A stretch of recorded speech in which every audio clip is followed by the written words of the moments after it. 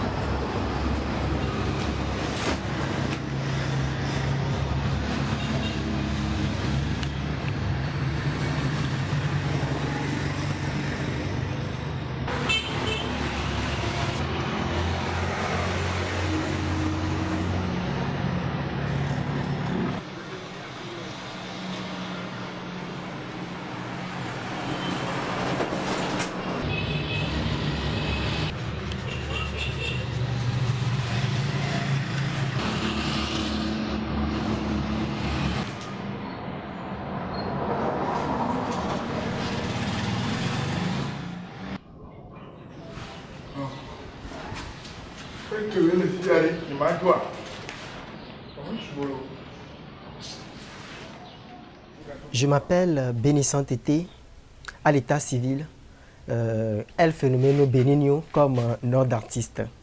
Je suis professeur de français, conteur, slammer, et puis bientôt écrivain. Je suis artiste peintre et musicien, chanteur.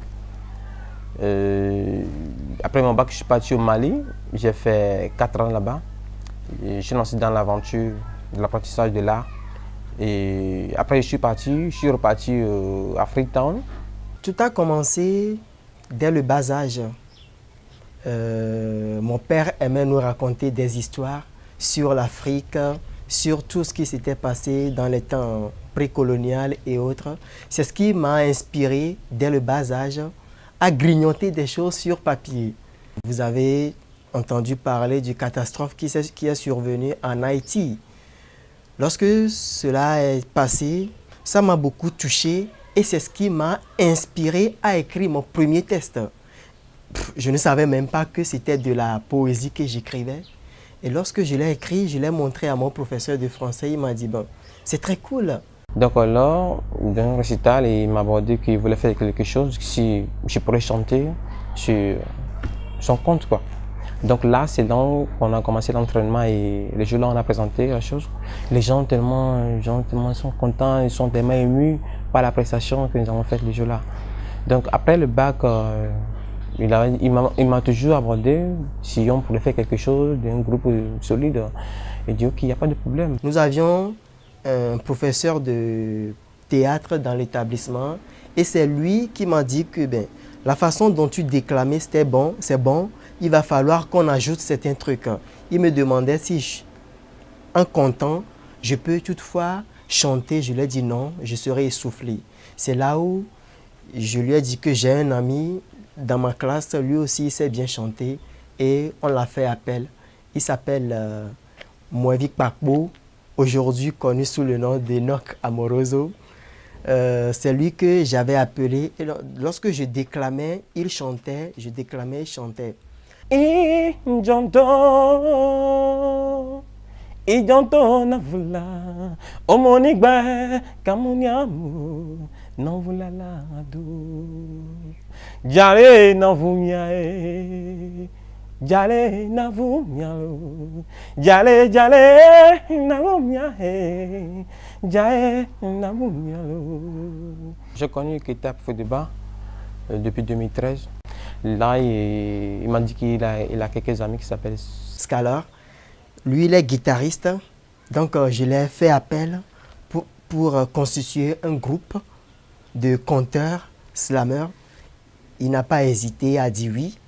Et il a un ami également qui est batteur. Il a fait appel. Et donc, nous avions créé un groupe formidable. Et le groupe, c'était Clan Keita Fodeba.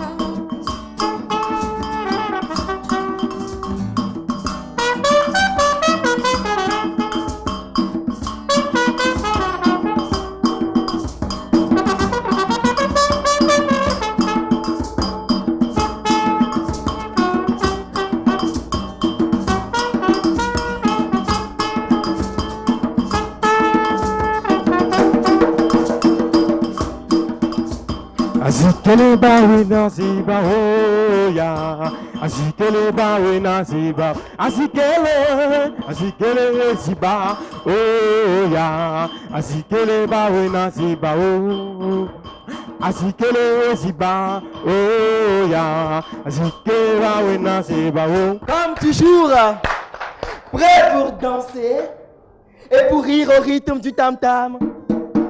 On se retrouve au clair de la lune, brillant d'avenir.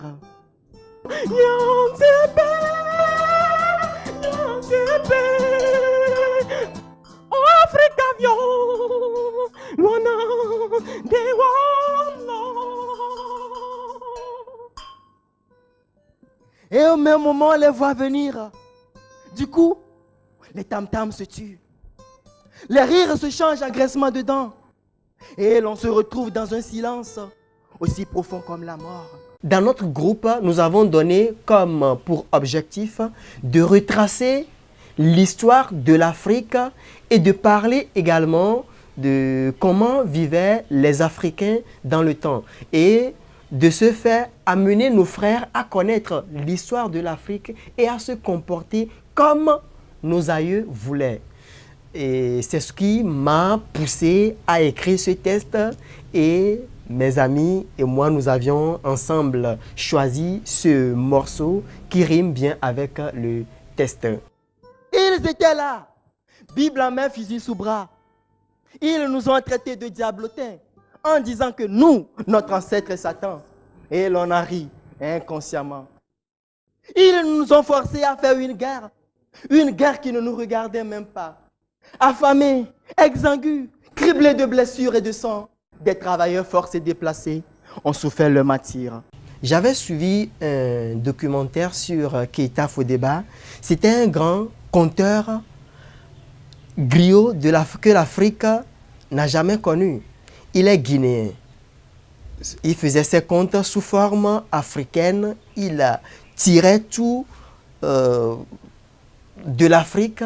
Donc, cela m'a beaucoup inspiré. Je me suis dit, ben, ce qu'il fait par rapport à ma vision, ce sont les mêmes choses. Donc, j'ai vu ces documentaires. Je suis allé sur Internet. J'ai fait des recherches sur lui. Et donc, j'ai parlé au groupe. Je leur ai dit, ben, nous avons quelqu'un qui s'appelle Keita Fodeba. Il est conteur, il est griot, il est guinéen. Donc, vu son passé et tout ce qu'il avait fait dans le monde entier et en Afrique, pourquoi ne pas donner son nom à notre groupe? Et c'est comme ça qu'est né le clan Keita Fodeba. Ils nous ont transportés dans des cargos, comme des sardines en nage serré. Souvent, certains, assoiffés, ils déchiraient leur chair et suçaient leur sang. Mais le capitaine, avec dans sa cabine, la plus belle fille de la cabine, se satisfire sans convoitise. Mais nous les considérons toujours comme nos messies. Et l'on vend nos terrains, nos maisons, voire tout ce que nous possédons pour se rendre chez eux. C'est Eldorado, sans rien à poche. Le texte parle de l'esclavage de l'Afrique.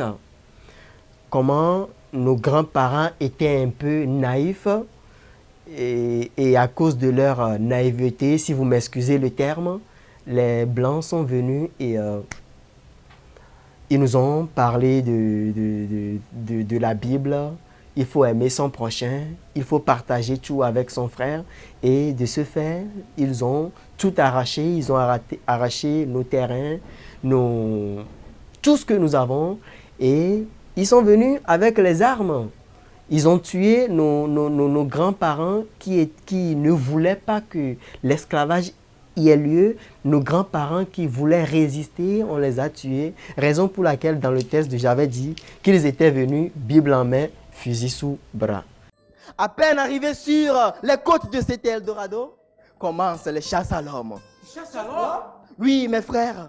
Malheureusement, aujourd'hui, nous, notre groupe n'existe plus. Si on vient faire des entraînements, il y a toujours des malentendus, des différences entre nous et on ne se comprend même pas. Et bon, ça a commencé le déclin de Keita Fodeba. Point d'autre solution que de revenir au bercail pour prendre conscience de notre destin de noir et pour bâtir notre chère Afrique bien-aimée.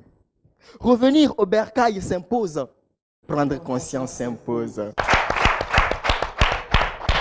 Et oui, c'était le groupe Keita Fodeba. Vous n'êtes pas sans savoir que Keita Fodeba était un grand conteur que l'Afrique est connue. Il a fait ses spectacles en Afrique et un peu partout dans le monde.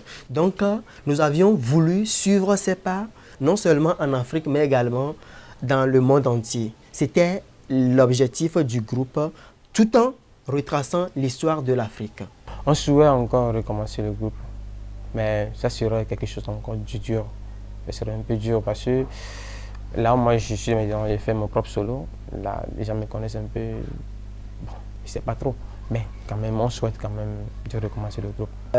Aujourd'hui, mon désir le plus ardent, c'est de regrouper encore mes frères qui constituaient ce groupe afin que très prochainement, on puisse revoir ce groupe Clan Keita Fodeba sur pied.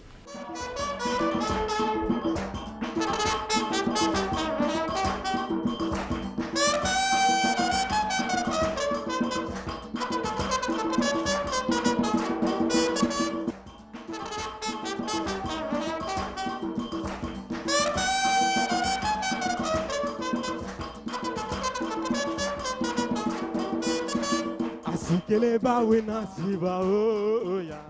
Asikele ba wena.